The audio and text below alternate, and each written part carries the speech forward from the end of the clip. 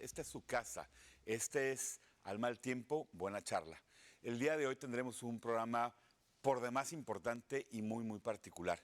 Hablaremos respecto a la sede vacante, al proceso que iniciará el próximo miércoles en el Vaticano para la elección del próximo pontífice.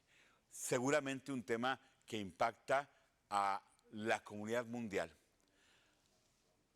La Iglesia es una institución, para muchos, evidentemente, con un sesgo sagrado y con una profundidad religiosa donde nos permite a los creyentes pensar que Dios depositó en la Iglesia dogmas y doctrinas que han preservado durante poco más de 2000 años.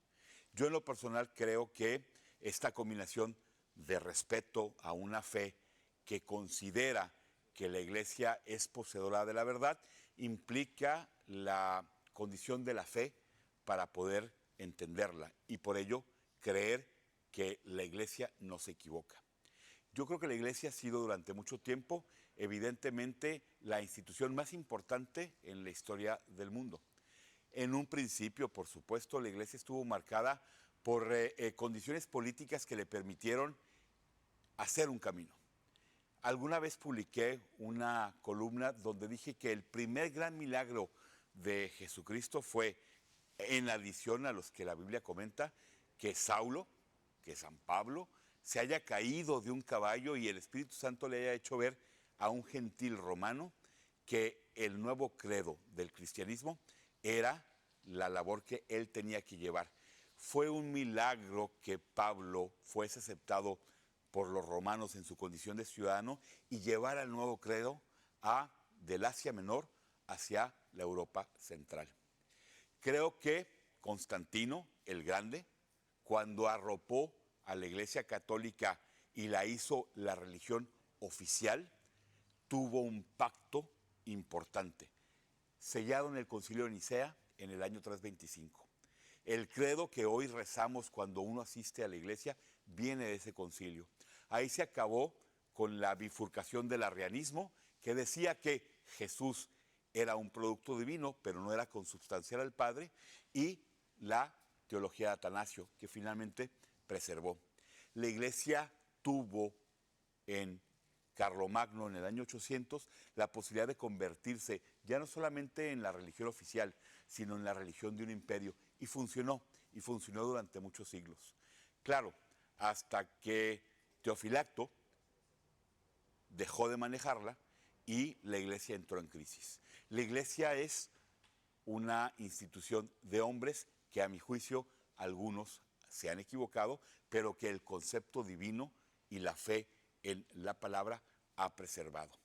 Yo creo que a partir del año 1059, cuando Gregorio X instituye que el obispo de Roma, el Papa, ya no fuese elegido por las familias romanas, por el pueblo de Roma, sino a través de un cónclave como el que hoy conocemos, a través de cardenales, muchas cosas empezaron a suceder.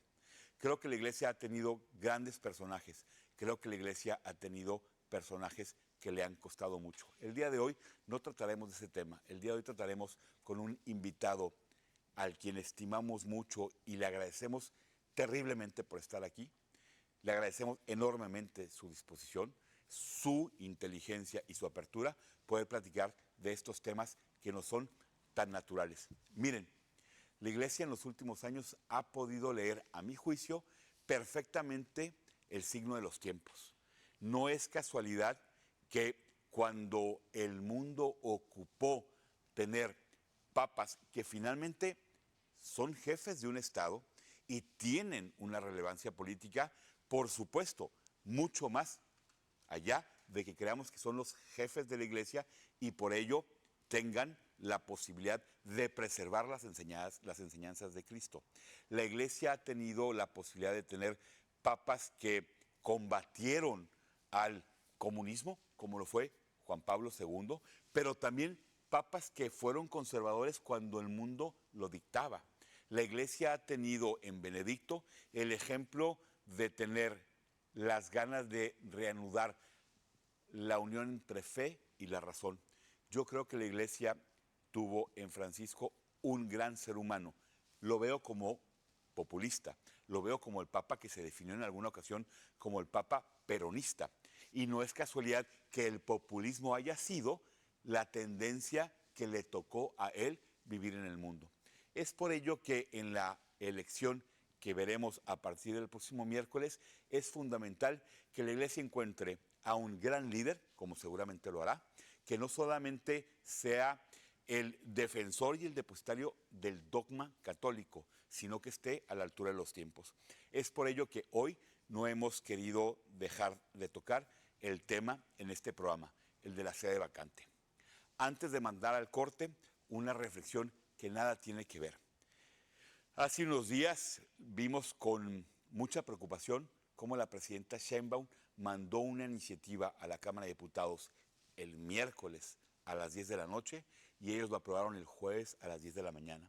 Se trata de el nuevo proyecto que busca legislar las telecomunicaciones y las plataformas que en ello impliquen.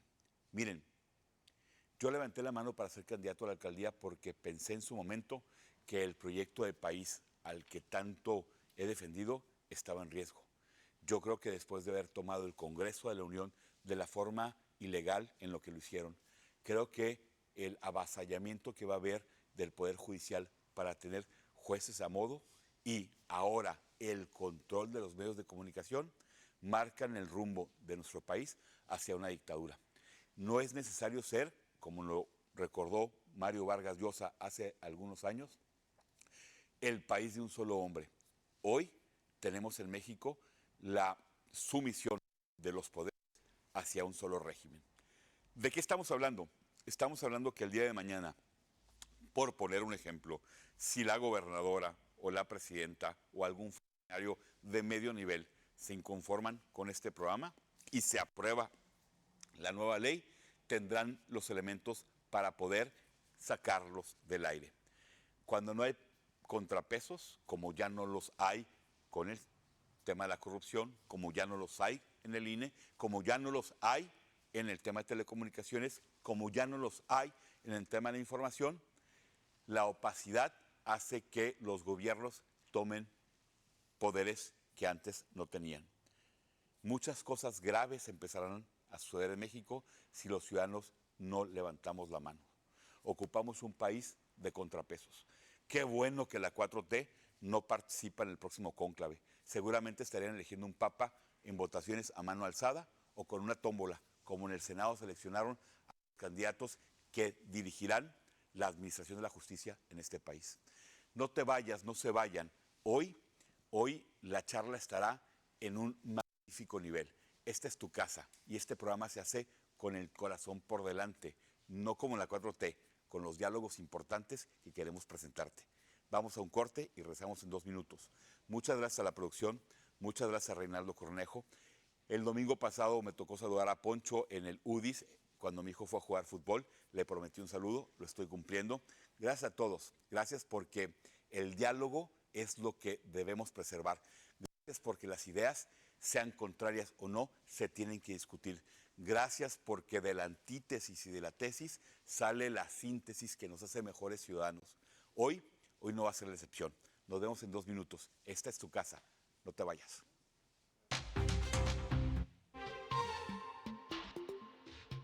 Años, la ciudadanía puede formar nuevos partidos políticos nacionales. Las organizaciones deben cumplir ciertos requisitos y sus integrantes recorrerán el país para sumar más personas. Es tu derecho a participar, pero solo puedes apoyar la constitución de un partido a la vez. Podrás afiliarte en asambleas a través de la aplicación Apoyo Ciudadano o mediante un formato impreso. El instituto verificará todo el proceso. Conoce más en INE.mx. INE. ¿Ya viste que este año se podrán conformar nuevas agrupaciones políticas nacionales? Y todas las personas tenemos derecho a participar. Este tipo de agrupaciones ciudadanas contribuyen al desarrollo de la vida democrática del país. La ciudadanía interesada deberá notificar al INE antes del 17 de diciembre, contar con un mínimo de 5,000 personas asociadas, un órgano directivo y delegaciones en al menos 7 estados. Es hora de actuar. Busquemos a personas que compartan nuestra causa. Conoce más en INE.mx. INE. Este año, Baja California vivirá una elección histórica. Tendremos elección judicial. Por primera vez, la ciudadanía decidirá quiénes serán las magistradas y magistrados del Tribunal Superior de Justicia. Ellos y ellas revisan y resuelven apelaciones, es decir, aseguran que las sentencias de juezas y jueces sean justas y correctas. Para más información, visita nuestras redes sociales o nuestro portal www.ieebc.mx. Este 1 de junio tienes la decisión en tus manos. Participa y vota.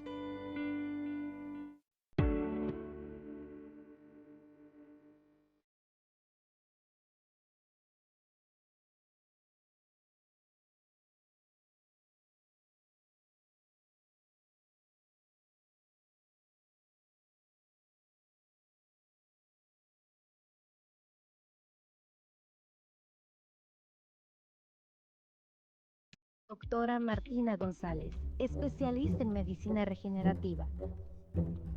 Te esperamos en Reforma número 980, local 5, segunda sección, o en Rey Novena número 1801, local 12, Colonia Calles, en Plaza del Bosque.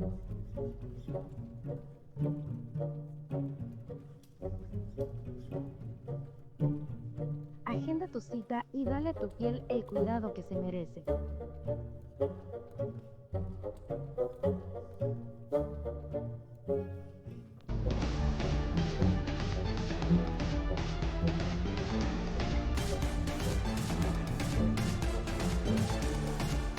Amigos de Mexicali, soy Farid Diek y estoy muy contento porque los visitaré por primera vez este 4 de julio en el Palenque del Flex. Los quiero invitar a mi conferencia que será parte de Motiva 2025, en donde además seré el padrino del. Será un evento gratuito en donde los boletos solo estarán disponibles por medio de los patrocinadores que nos apoyan. Será una noche inolvidable.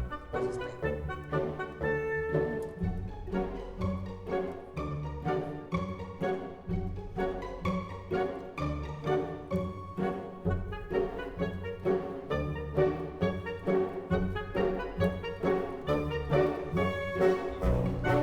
Muchas gracias, sean bienvenidos. Me acompaña el padre José Adrián Torres. Qué gusto verte. Muy documental.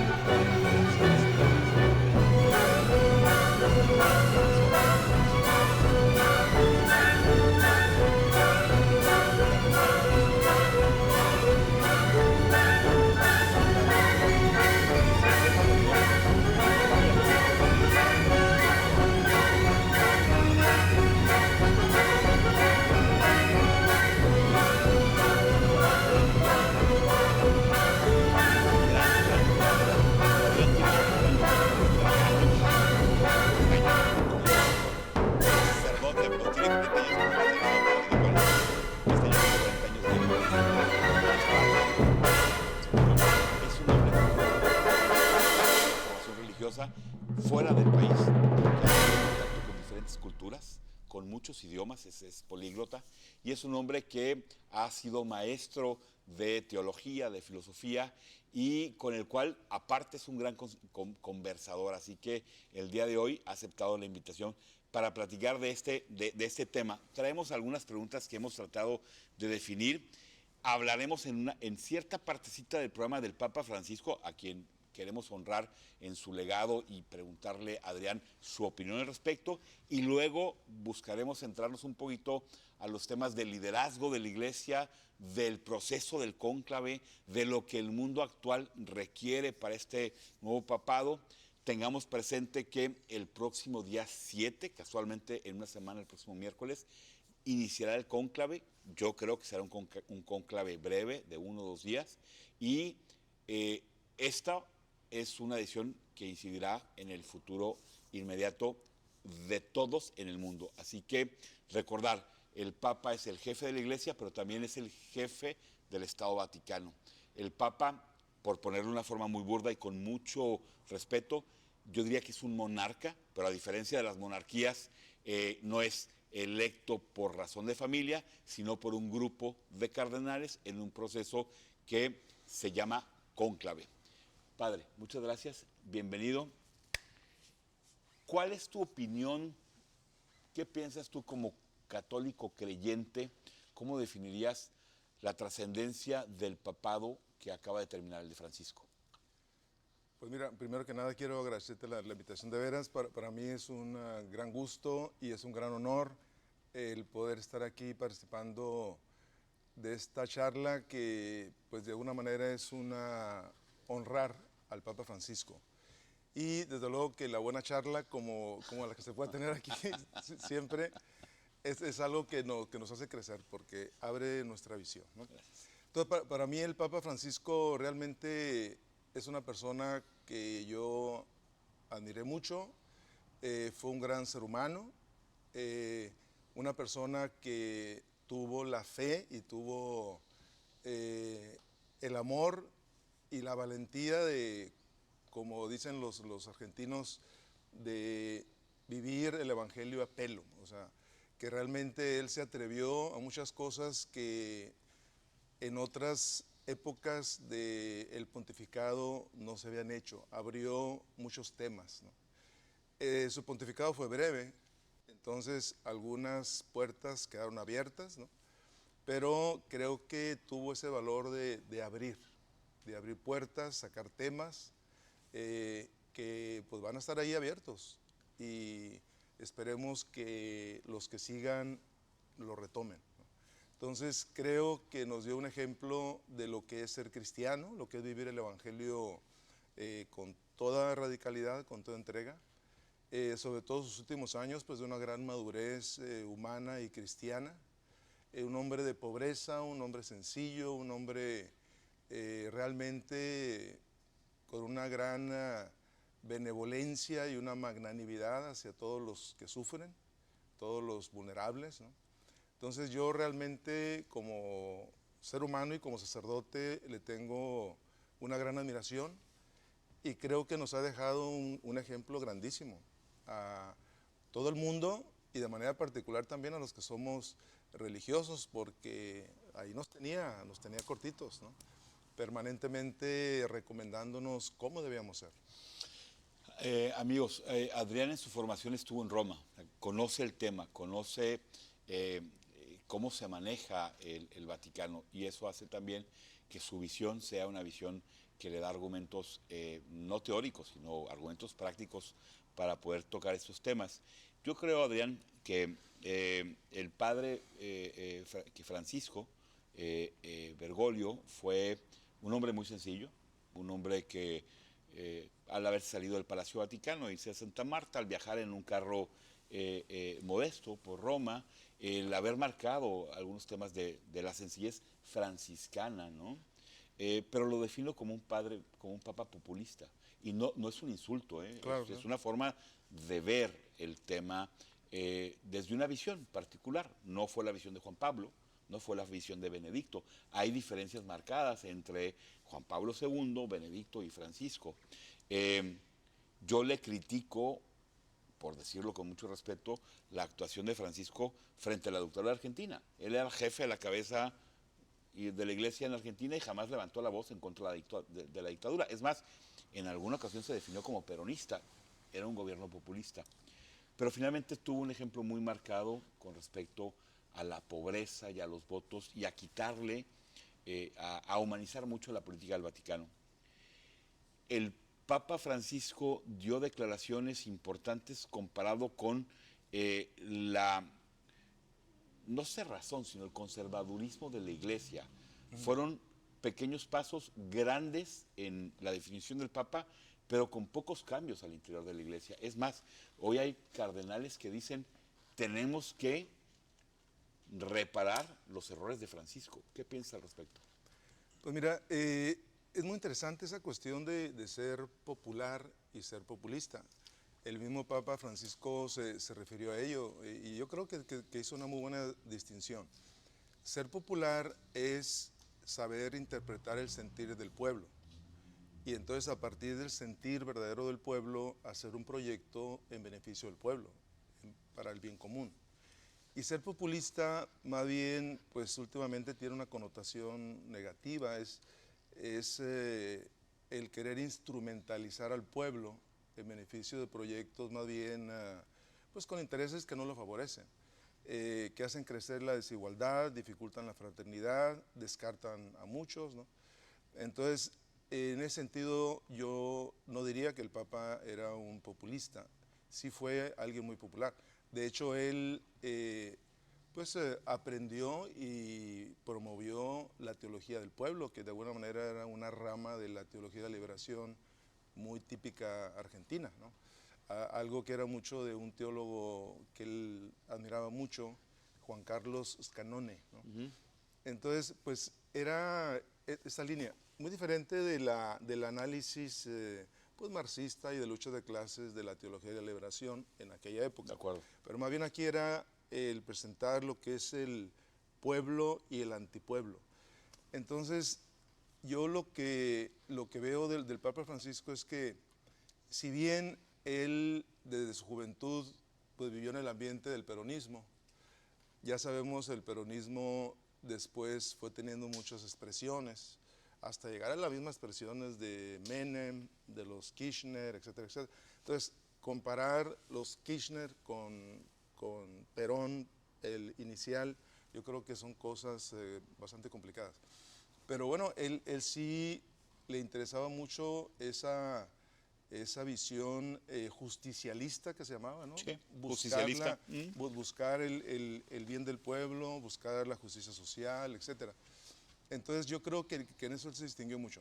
Ahora, cuando él era provincial de los jesuitas en Argentina, cuando le toca la dictadura, precisamente donde estaba la Junta Militar, con Videla, entre otros, Jorge Rafael Videla, que usted era tocayo de él.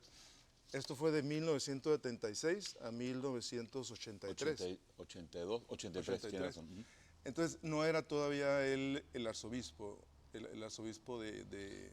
Pero era provincial jesuita. Pero provincial jesuita. Entonces, sí hubo ahí algunas cuestiones que algunos hicieron pensar que él hubiera sido colaboracionista con el sistema. Inclusive, pues, que hubo 2 sacerdotes jesuitas que fueron secuestrados por 6 meses en 1976. El padre Llori y el padre Haulich. Y pues que algunos consideraron que no los había defendido suficiente, o inclusive que hasta los había entregado, cosa pues que después se demostró que había sido falso, ¿no? Inclusive uno de ellos lo defendió, que no había ocurrido así. Padre Adrián, no, lo digo con mucho respeto. Sí. Si pensamos en el México en el 68, la Iglesia tampoco dijo algo. O sea, es decir, la Iglesia ha sido o fue en algunos momentos muy cercana a las estructuras de gobierno.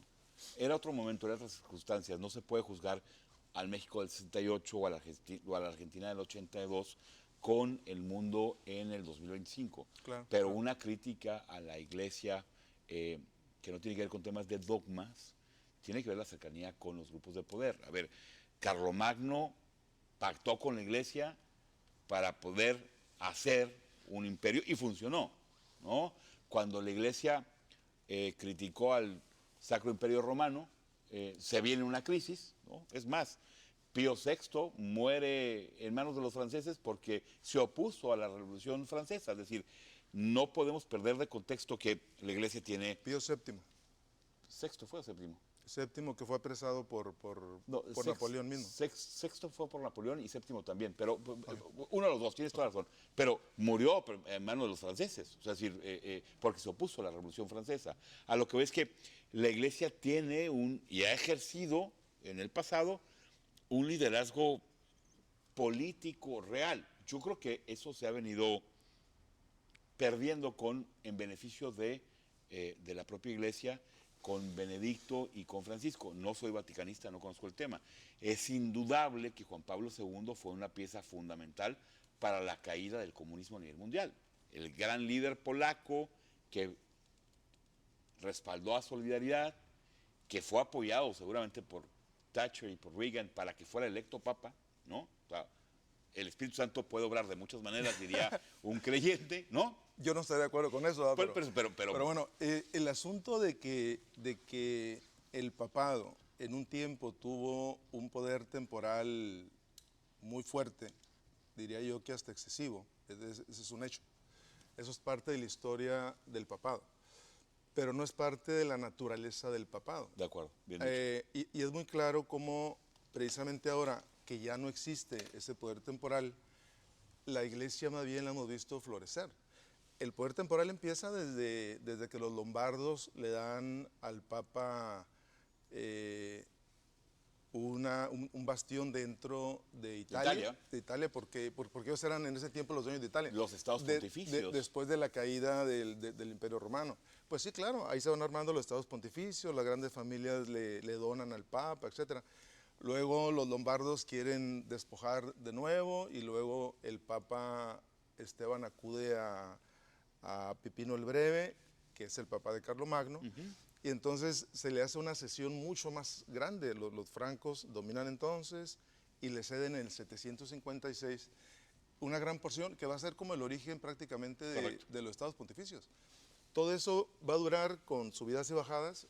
Napoleón va a despojar totalmente a la iglesia de los estados pontificios, van a volver a recuperarlo y pues van a perderlo al final en 1870 con el Risorgimento italiano. Pues, entonces, como Juárez lo hizo en México. Desaparece, no, pero aquí fue algo totalmente radical, desaparece totalmente todo sustento, digamos, temporal, ¿no? a la iglesia. Esto va a durar durante 60 años, 1870-1929, cuando en los acuerdos de Letrán, Mussolini pacta el con Concordato de Letrán. Sí, el Concordato de Letrán. Y entonces ahora ya el pontífice solamente es el soberano del Estado Vaticano. Estamos hablando de unas 40 cuadras. 40 cuadras. Media hectárea, ¿no? Sí, media hectárea. Medio kilómetro cuadrado. Y unas 800 habitantes. Y la iglesia parece que a partir de entonces ha agarrado mucho más fuerza, se ha ocupado más de lo que es su propia misión, ha reconocido mejor su propia identidad y yo creo que inclusive ha crecido su influencia en el mundo. Sí, Juan Pablo II tiene un gran proceso de evangelización, sobre todo en África, ¿no? Padre, para terminar con el tema de Francisco, si me lo permites, Francisco y México. Yo tengo la impresión de que con Andrés Manuel López Obrador no hubo una buena relación con el Vaticano. Hubo algunos reproches, por supuesto hubo temas que agraviaron a la iglesia, el asesinato de los 2 jesuitas, ¿no? Sí. Los temas de la violencia en Acteal, la violencia contra sacerdotes. ¿Concuerdas tú con ello también? ¿Tu lectura es que hubo una relación agria con el Estado mexicano? Mira, yo creo que el pontificado como liderazgo pastoral, liderazgo espiritual, evita siempre confrontaciones con los estados, con los gobernantes. No es su propósito criticarlos, ni corregirlos, ni decir lo que tienen que hacer. Así que bueno, sí hubo ciertas manifestaciones ahí de parte de un lado, de parte de otro, por ejemplo desde el gobierno mexicano pidiendo que se pidiera perdón por eso, por lo otro, y detalles así. Pero bueno, la iglesia no se mete a ese juego. Entonces no creo que haya habido de hecho confrontación, aunque sí hubo cierta tensión, ¿no? Sí, a eso me refiero. Pero no, yo no creo que haya pasado de ahí, no se saca nada como fruto pastoral de algo así, y menos el Papa Francisco nunca le interesó confrontar, más bien integrar, acercarse.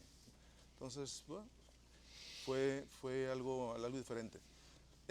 Pero sí es verdad que nuestra iglesia, en la historia de la iglesia ha habido momentos de cierto contubernio con el poder político y siempre hemos sufrido consecuencias negativas de eso.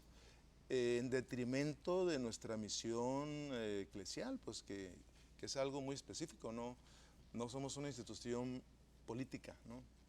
Esencialmente. Pero hacen política. Claro. A ver. De la buena política. No, bueno, de la política bendecida. No me refiero de la buena política en el sentido de búsqueda del bien común. No, a ver, Padre Adrián, perdón. Juan 23, para ponernos en contexto, Juan 23 fue papa del 58 al 63, fue un reformador de de la Iglesia. Que inicia el Concilio Vaticano II. En un momento donde, si recordamos, amigos, había revoluciones en Checoslovaquia, en Cuba, en Argentina, en Chile, el movimiento después que llega a México en el 68, y ¿por qué cito esto? Porque claro que Juan XXIII estuvo a la altura, o leyó muy bien sus tiempos, o fue producto de sus tiempos, y reformó a la Iglesia, o fue un transformador de la Iglesia en tiempos complicados. Luego le siguió Pablo VI. Pablo VI fue conservador, semiconservador, ligeramente conservador o algo conservador, cuando la Europa se movía hacia la derecha, ¿no? O sea, no fue ajeno al pulso político. Estamos en plena Guerra Fría. Sí. Juan Pablo I, que finalmente tuvo 33 días de papado, ¿no? Pero Juan Pablo II, en plena Guerra Fría, en lo que hoy conociríamos, dirían los de las 4T, el periodo neoliberal, se convierte en un papa que a través de su influencia logra, junto con alguna serie de factores y políticos como Thatcher y Reagan, darle la puntilla al comunismo. Se viene la caída del muro de Berlín. Hasta Gorbachov entró en la partida. Entonces, vuelvo a lo mismo, la Iglesia estuvo, o los cardenales que eligieron, o los políticos con los cuales los cardenales, eso pienso yo, eligieron, estuvieron a la altura de lo que la geopolítica sucedía. Amigos que nos ven, vamos a un corte comercial, 554-4466, 554-7766. Regresamos con el padre Adrián y con este tema, la geopolítica mundial y la influencia del Papa en la política del mundo, o del papado. Regresamos 2 minutos, ahorita venimos.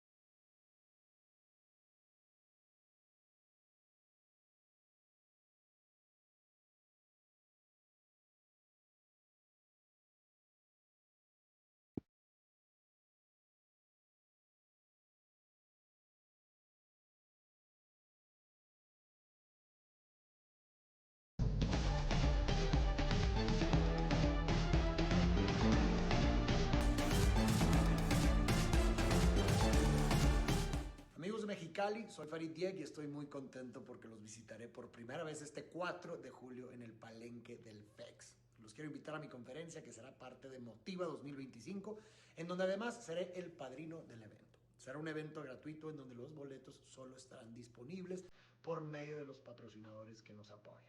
Será una noche inolvidable. Los espero. Distribuciones Rembao, más de 30 años surtiendo a Mexicali y en abarrotes, miles de productos para que tu negocio esté bien surtido. Las mejores marcas las encuentras aquí en Distribuciones Rembao. Precio y disponibilidad de producto nos distingue. Visítanos en el más grande centro de distribución de la región en Mexicali. Ahora también nos encontramos en Ensenada, frente al Ciprés, y en la ciudad de Tijuana, frente a Macroplaza. Haz negocio con Distribuciones Rembao. Estimables amigas, amigos, gracias por estar ahí en la intimidad de su hogar en su programa de entrevistas con el público.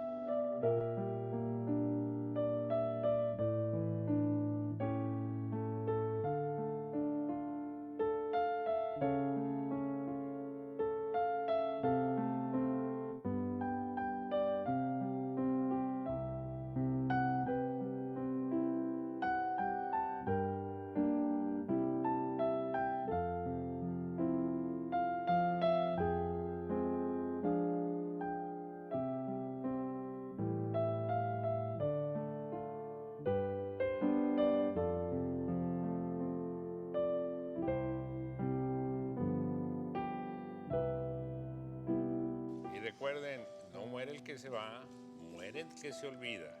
El que no vive para servir, no sirve para vivir.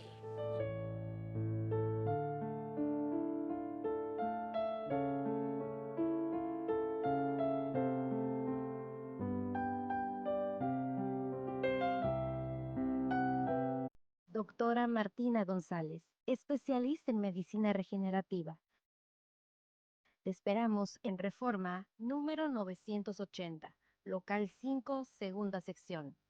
O en Raye Novena, número 1801, local 12, Colonia Calles, en Plaza del Bosque.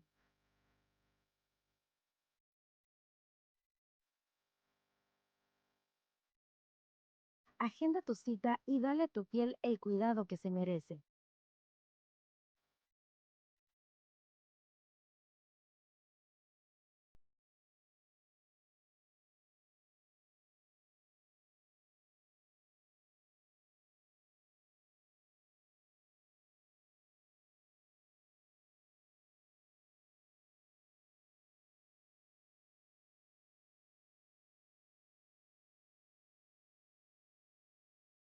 ...554-44-66, 554-77-66. Llámenos, su opinión es muy, muy importante.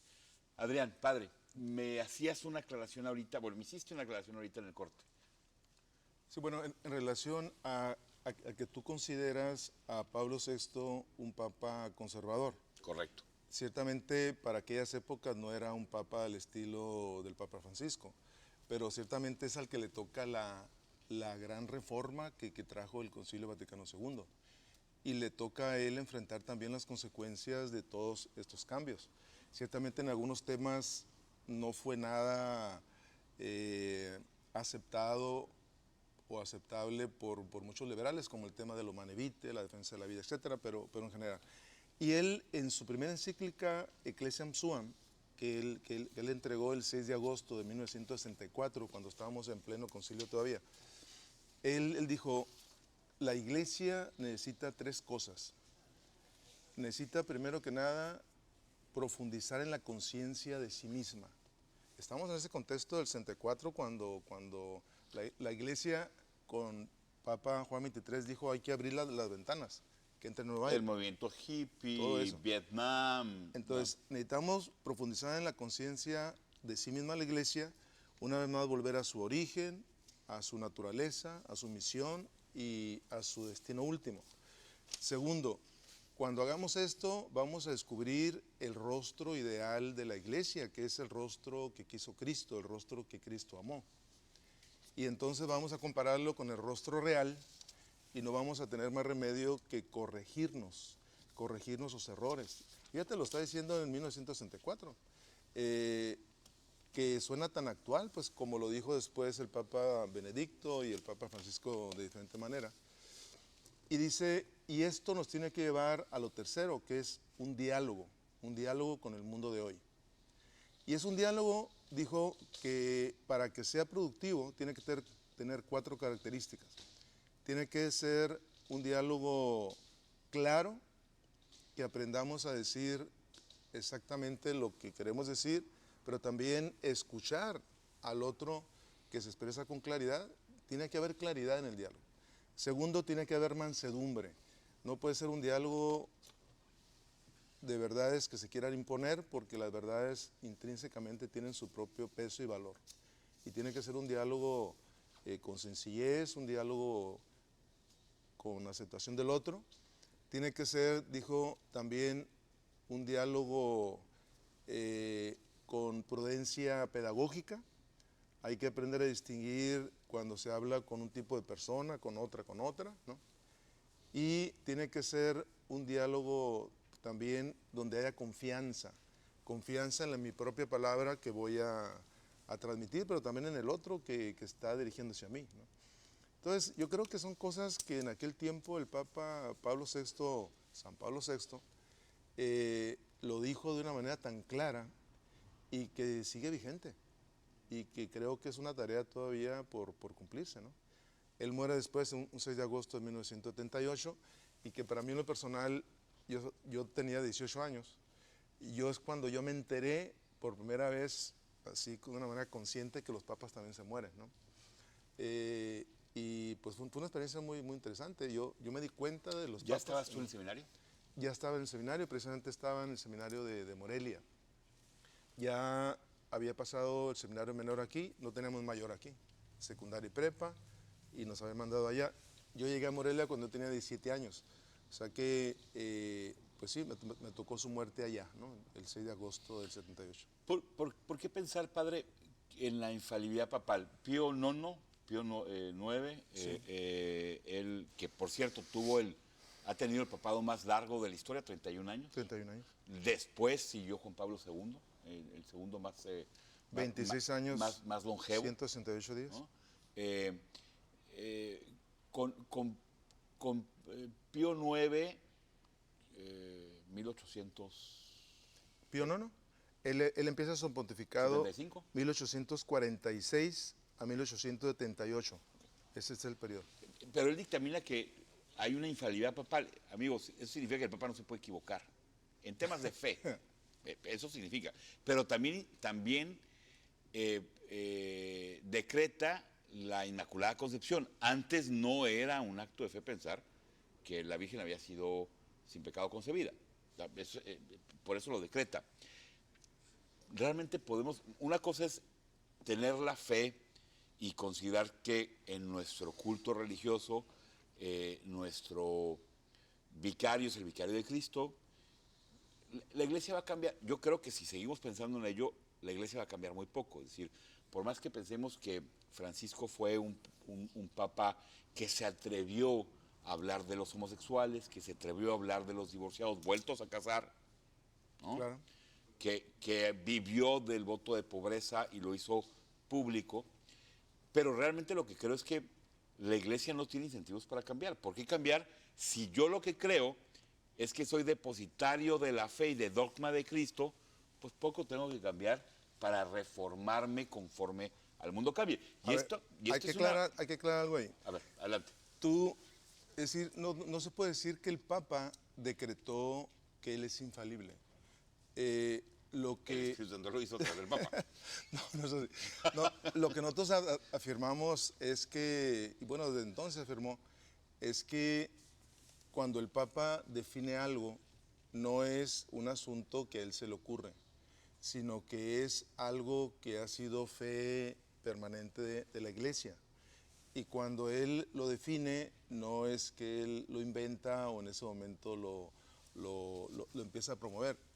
Él habla de una realidad que ya existe, ¿no? Por ejemplo, él define el dogma de la Inmaculada Concepción en 1954, el 8 de diciembre. Pero el tema de la infalibilidad... En 1854. Sí, claro. Precisamente nuestra Iglesia Inmaculada... pues sí. Se le pone la primera piedra al primer centenario. En 1954. Exacto. Entonces, lo que hace el Papa en el Concilio Vaticano I de 1870, precisamente empieza el 69, termina el 70, interrumpido precisamente por el Risorgimento italiano, la unificación italiana. Uno de los temas importantes va a ser el tema de la infalibilidad pontificia, papal, ¿no? Esto se va a presentar en la Constitución Pastor Eternus del 18 de julio de 1870. Entonces, ahí lo que se va a decir es que el Papa, por los estudios que se hacen de la Biblia y también los estudios teológicos, el Papa no puede equivocarse en cuestiones de fe y costumbres con algunas condiciones. Cuando él habla intencionalmente como maestro y pastor supremo de la Iglesia y con la intención de que eso que está afirmando se crea para siempre dentro de la comunidad eclesial. No cualquier tema, la infalibilidad no es lo mismo que la inerrancia. No quiere decir que el Papa no se puede equivocar. El Papa efectivamente se puede equivocar en muchas cuestiones donde él opine sobre cosas privadas, cosas de cualquier tipo, pero si es fe y costumbres y las presenta en un contexto ex cátedra, magisterialmente, y con la intención expresa de que sea creído para siempre, eso sí lo consideramos infalible. Sí. No es un tema fácil. Hubo muchas discusiones acerca del tema dentro del mismo Concilio Vaticano I. Y algunos no porque no estuviesen de acuerdo con el tema, sino porque no lo consideraban oportuno de definirse en ese contexto. Sobre todo pues con el momento despojo de los estados pontificios y todo eso, porque es lo que le toca al Papa Pío IX, ¿no? A Pío IX. Con mucho respeto lo comento, amigos que nos ven. Evidentemente se tiene que tener una profunda fe en un credo para pensar que el máximo líder tiene, inclusive en términos teológicos o de doctrina, la posibilidad de no equivocarse. Lo digo y aparte admiro y quiero mucho a Adrián por la forma tan rica que nos explica las cosas. ¿Qué diferencia hay en pensar que un antiguo monarca hablaba por Dios a pensar que el Papa habla por Dios? Digo, la diferencia es el credo, ¿no? Evidentemente uno tiene que ser católico y creer en esto para pensar que esto se da. Uno lo que tiene que es creerle a Jesús, pues. Eso en el Evangelio el Señor se lo dice a Pedro.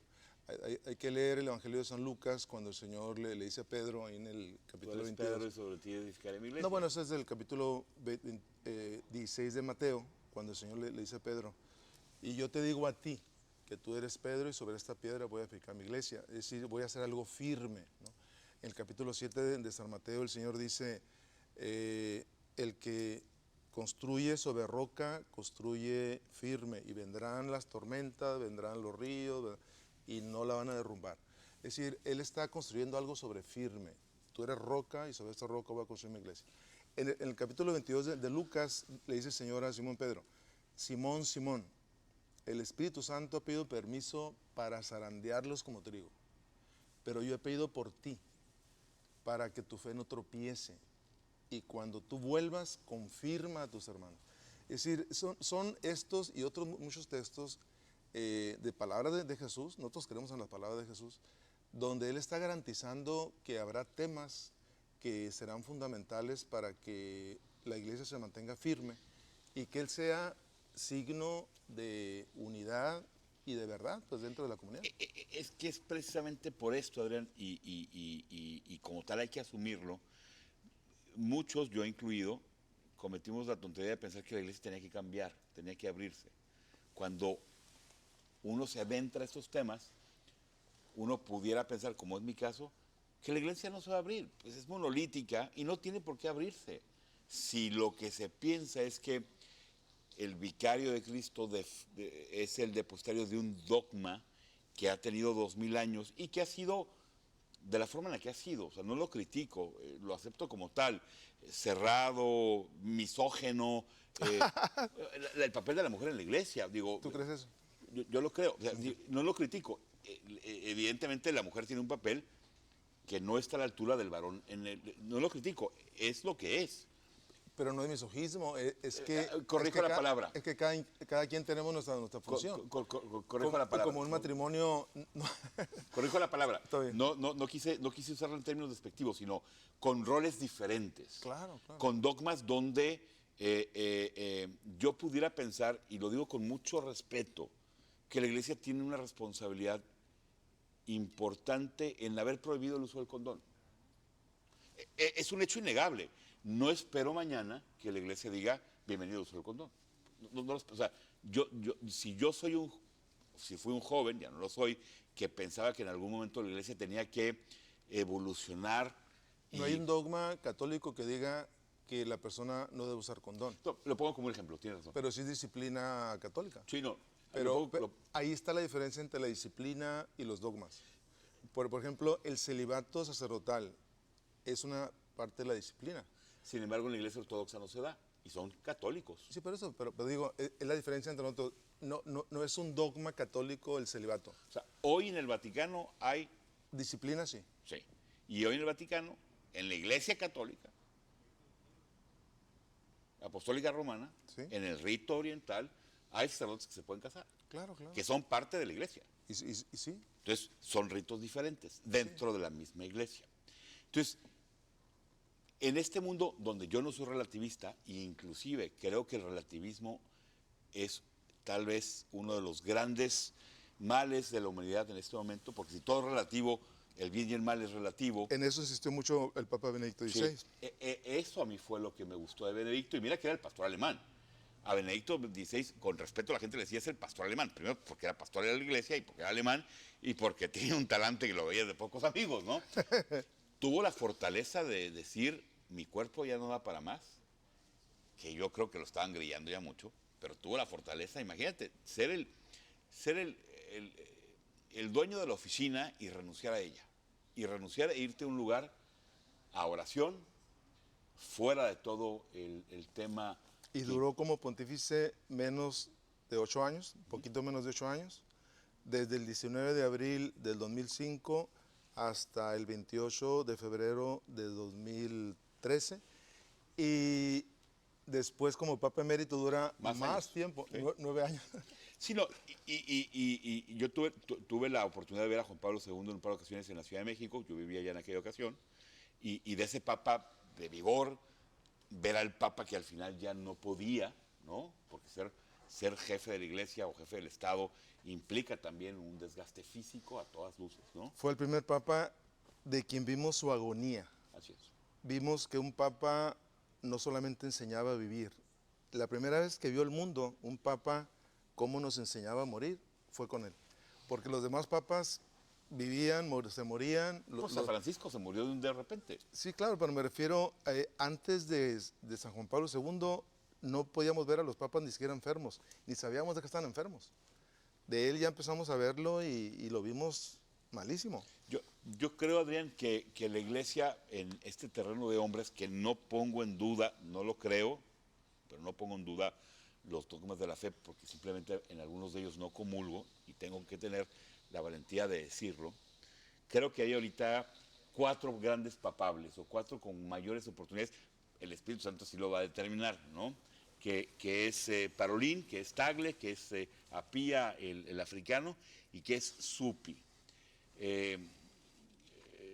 Puede haber sorpresas, pero es muy probable que el Papa salga de estos 4. ¿Qué esperar del Papa? Tú eres un sacerdote hecho en la línea de golpeo, que ves la comunidad con todo lo que esto implica, que vives tu comunidad, que traes un tema de pastoral social, que estás en una frontera que vive en un tema cultural complicado. ¿Qué esperar como sacerdote del próximo líder de la Iglesia?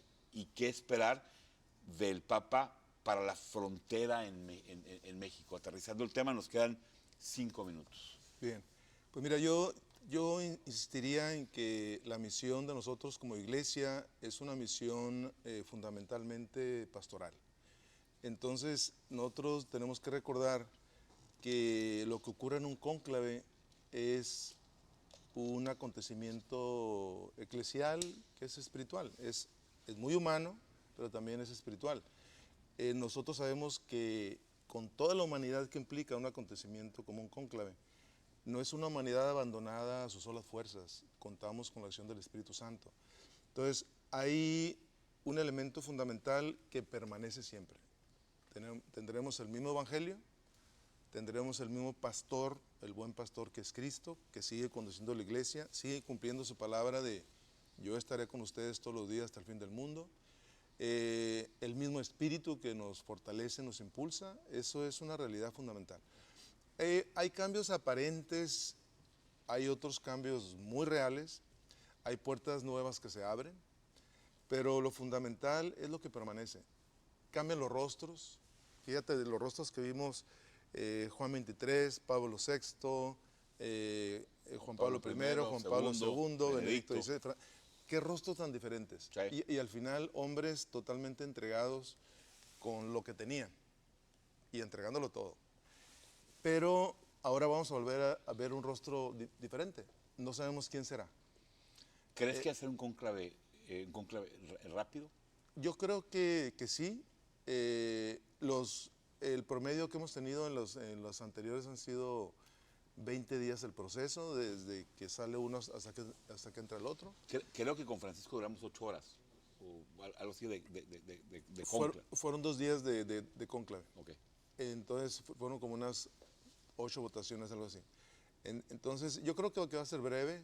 Yo creo que está ayudando mucho el que en las congregaciones generales están dialogando mucho, están conociéndose. Ha sido un poquito más complicado porque son más cardenales, vienen de diferentes lugares. 135, entiendo, ¿no? Sí, 135, de los cuales quedan 133, sí. 133, ¿no? Entonces se van a ocupar unos 88, 89 para los 2 tercios. Pero lo interesante es que el Papa Francisco eligió como unos 161 cardenales en 10 consistorios y de diferentes partes del mundo, de diferentes orientaciones también. ¿Tú crees que será europeo? Francamente no me atrevería a profetizar ahí, pero yo en lo personal siento que será de uno de los continentes más poblados. Y yo supongo que hay las posibilidades de Asia, de África y Latinoamérica de nuevo. O sea, Tagle, Apia, o sea, Tagle es el filipino, Apia es el africano.